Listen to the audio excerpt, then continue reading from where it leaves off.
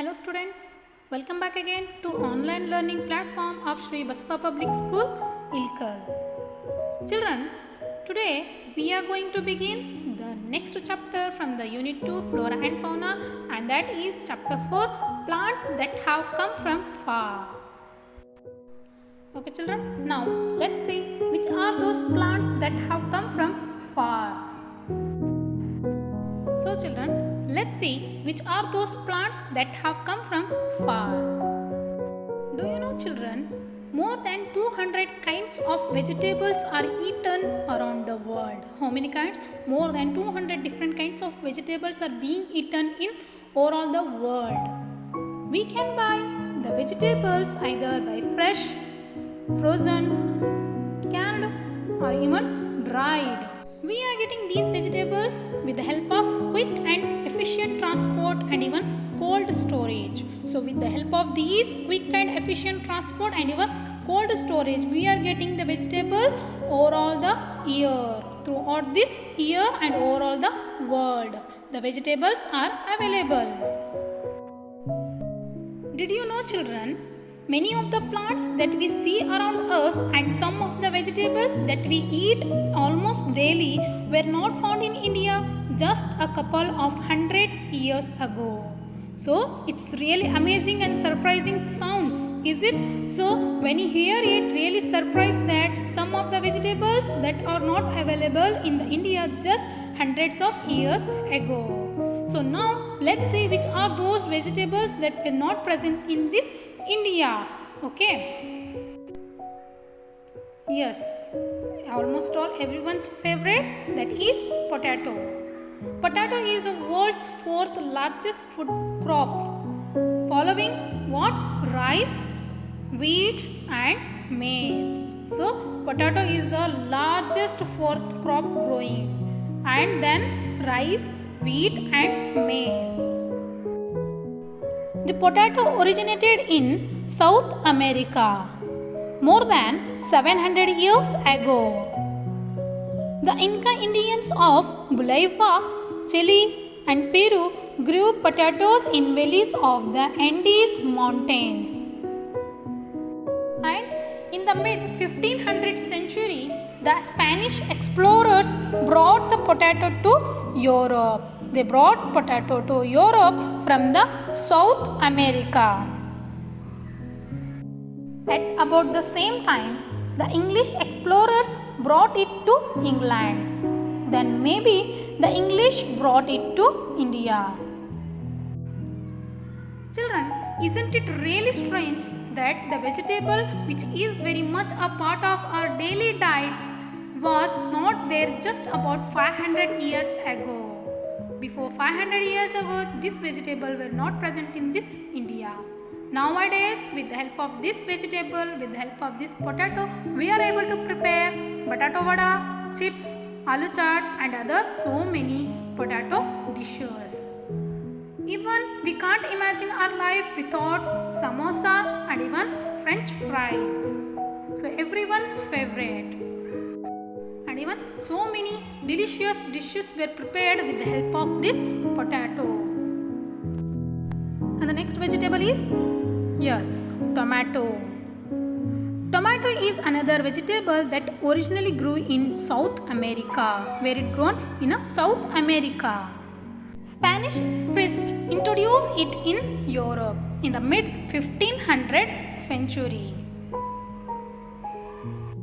Did you know children? These tomatoes were first called as love apples in England. What they were calling? Love apples. Now we are calling as tomatoes.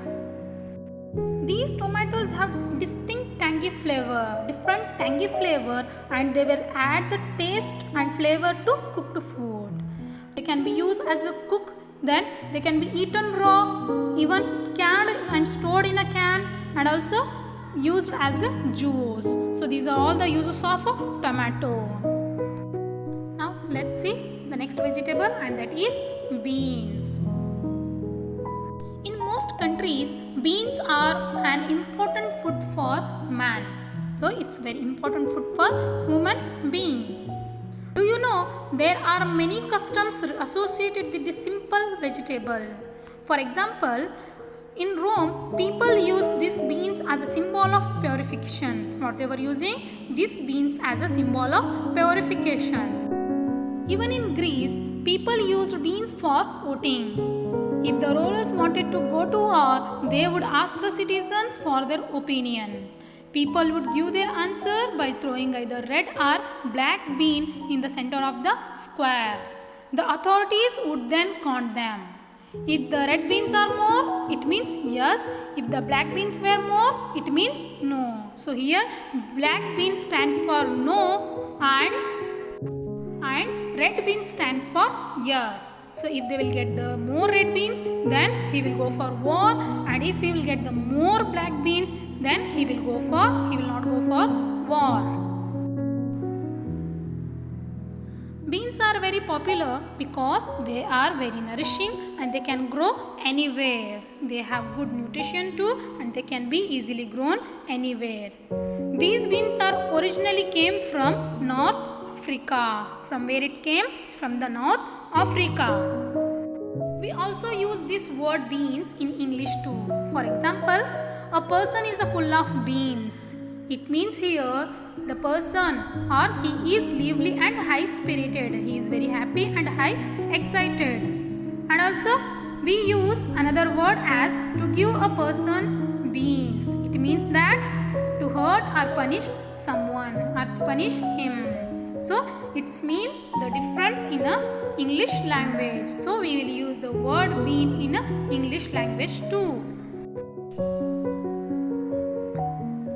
Now let's see the last one, and that is tea or chai.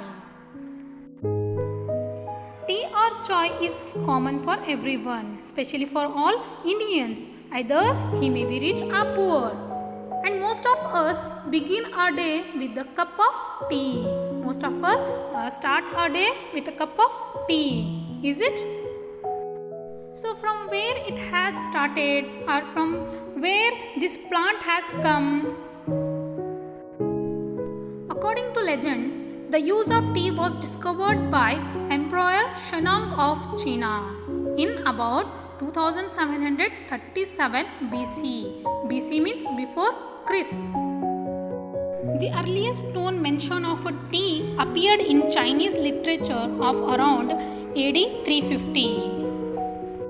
And the custom of tea drinking is started in Japan in around AD 600. AD means Anno Domini.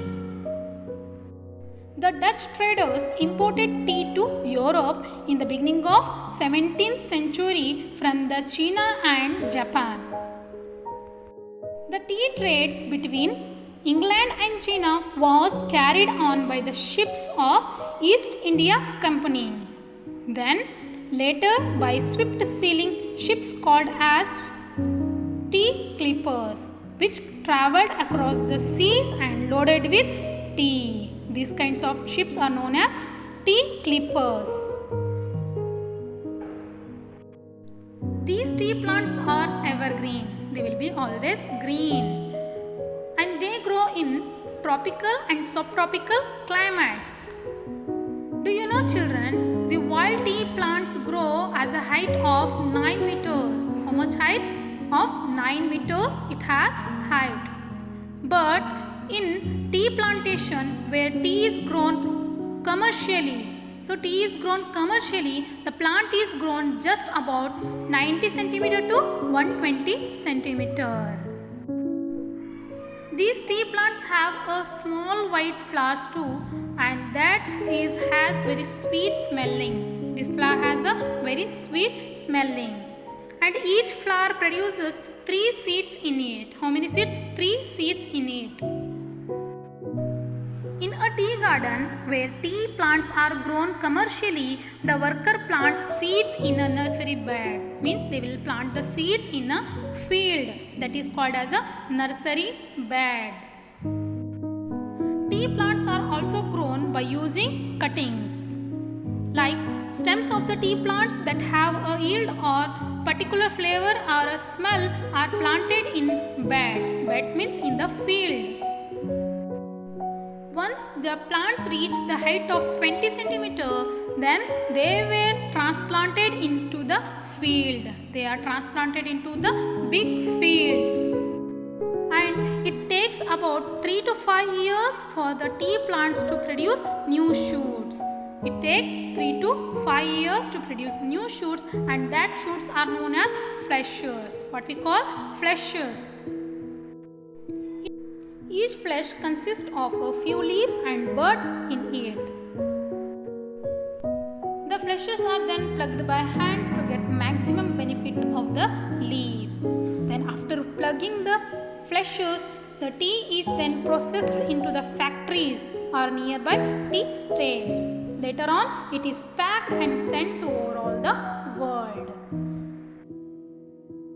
In India, tea is mainly grown in West Bengal, Assam, Kangra Valley and the Nilgiri Hills in the South India.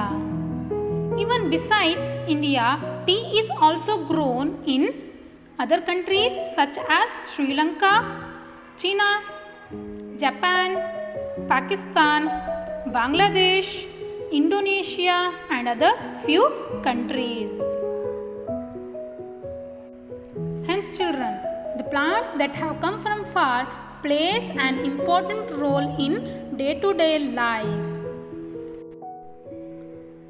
Okay children, this complete your chapter plants that have come from far. I hope you all have understood this. If not, watch the video again and again, or you may ask through my WhatsApp number. Okay, so this is your homework. Take a screenshot and solve it and write it in your EVS homework book.